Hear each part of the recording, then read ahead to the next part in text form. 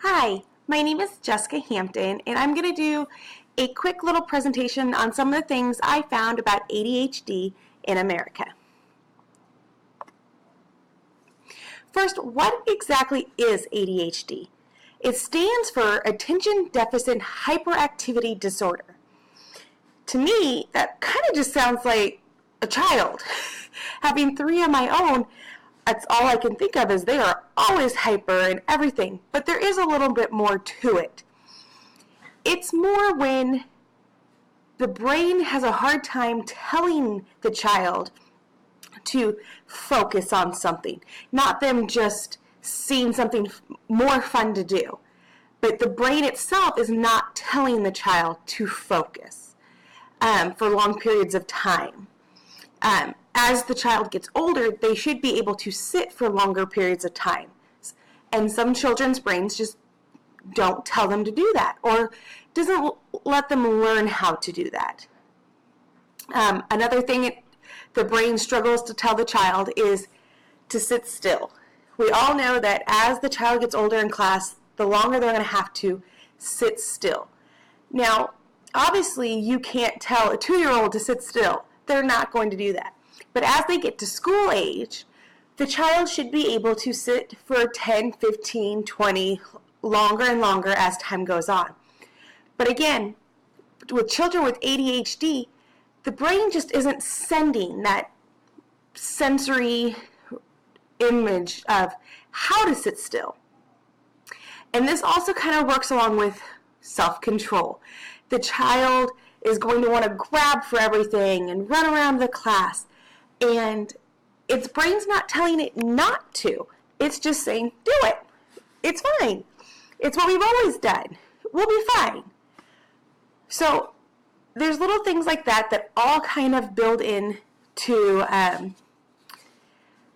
what goes along with it. And there's many more things that you could nitpick and figure out more of how to get a better reading on it. But these are the three main things that stick out to me as a parent, as an old preschool teacher, and someone learning how to become an elementary school teacher. So how many children in the United States really have ADHD? It seems like every time you talk to someone, they know someone that has it. Well, there are actually 6.4 million children ages 4 to 17 diagnosed with ADHD in the United States. That's a lot of children. Most of the average children are diagnosed at 7 when they're kind of at that age where they should be able to sit a little longer and pay attention a little longer and get out of their childlike thought process and more into an older child thought process. But of these 6.4 million children, 61% of the children are being treated by medication. The rest are not, and they're just working with things in the classroom, and there's many different things on eating habits might play an effect, or routines and stuff like that, but we'll get to that in a minute. ADHD in the past 8 years has raised 42%.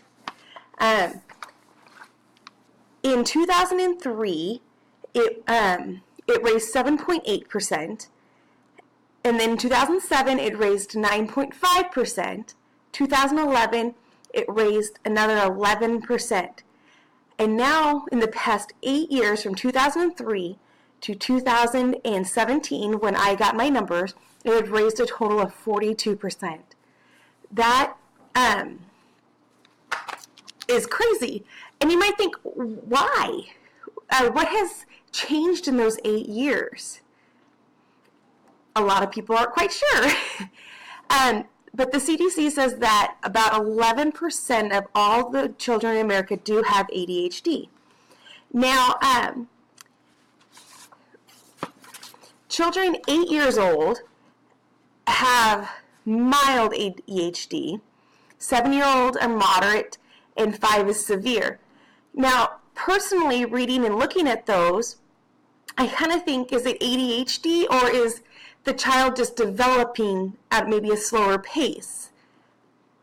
That's one of those things that are kind of iffy to me and in my research on ADHD.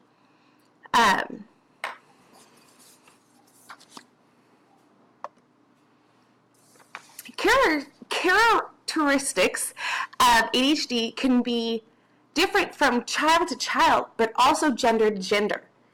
Boys are more impulsive, they act out, they have more hyperactivity in their running and hitting, they have lack of focus, including inattentiveness, and they have physical aggression. Now, when I read these, my first thought was, that kind of sounds what my grandma used to tell me of, oh, boys will be boys.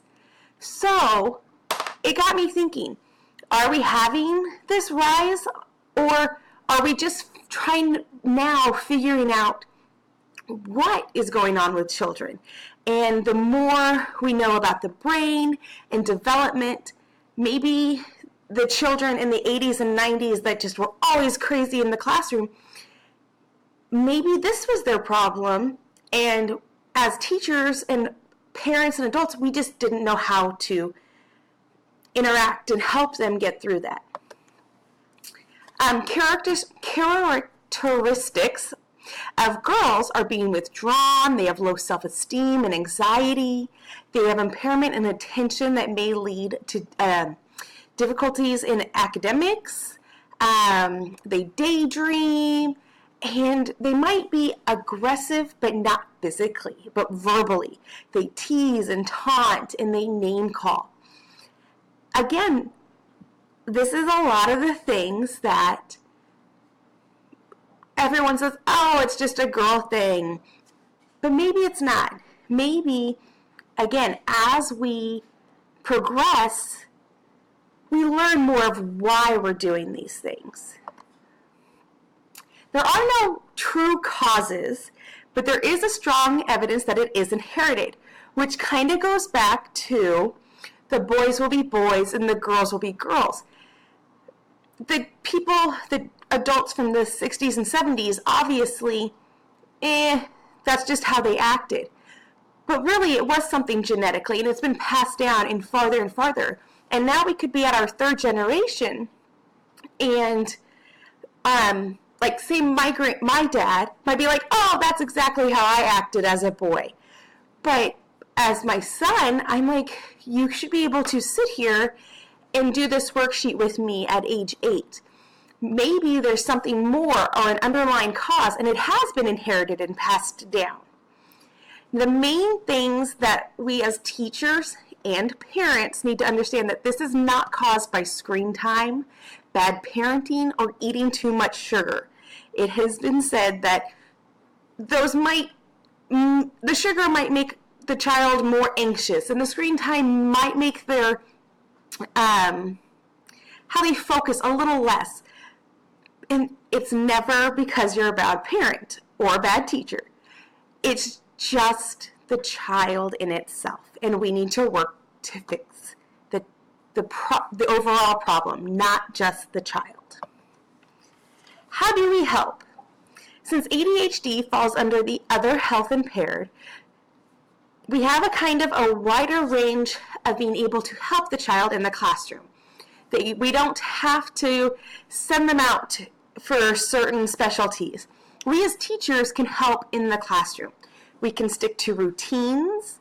By the child knowing exactly what they're going to do every day and how long they're going to be at it, the child can focus more and know that, okay, after I do this math worksheet, I am going to be able to go walk around the classroom 4 times, which has me to the very last thing on my slide, moving.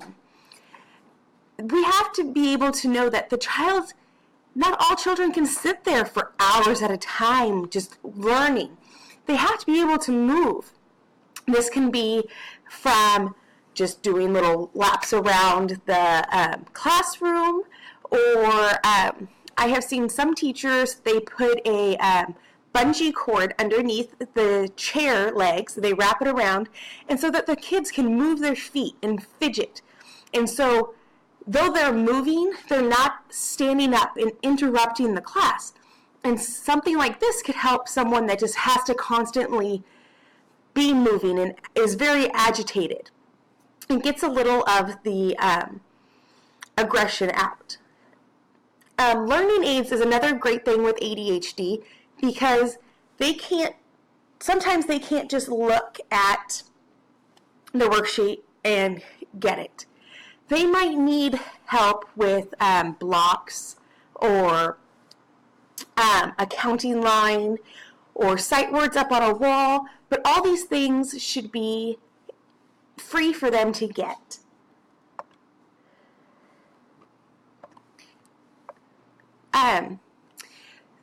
Some of the things that we need to remember with ADHD is that not all kids are going to be the same. It can come out as anxiety and depression, and it can all work together. One ADHD might be one of many things, and they just don't know how to tell us. So the more we learn as teachers, I think the more we are going to benefit our future children. Thank you.